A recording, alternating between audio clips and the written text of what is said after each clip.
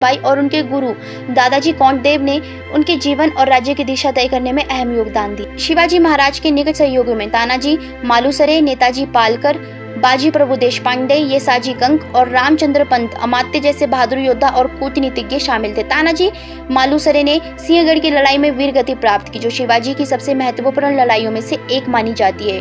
बाजी प्रभु देशपांडे ने पावनखिंड की लड़ाई में अपनी वीरता से शिवाजी की सेना को बचाया और मुगलों को करारी शिकस्त दी। छत्रपति शिवाजी महाराज के जीवन का अंतिम चरण उनकी उपलब्धियों, युद्धों और प्रशासनिक सुधारों के कारण महत्वपूर्ण रहा।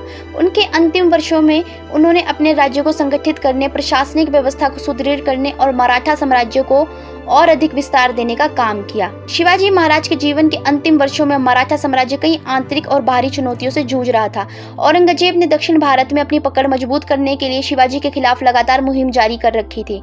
शिवाजी महाराज को मुगलों, बीजापुर और गोलकुंडा की सल्तनतों के साथ संघर्ष करना पड़ा। 1676 में उन्होंने बीजापुर और गोलकुंडा के साथ एक समझौता किया और दक्षिण में कर्नाटक क्षेत्र पर अपना ध्यान केंद्रित किया। उन्होंने दक्षिण की ओर एक बड़ी सैन्य अभियान शुरू किया, जिसमें उन्होंने कई किलो और क्षेत्रों पर विजय प्राप्त की। यह अभियान शिवाजी के साम्राज्य को दक्षिण भारत तक विस्तारित करने का प्रयास था। अपने अंतिम वर्षों में शिवाजी महाराज ने अपने राज्य के प्रशासनिक संरचना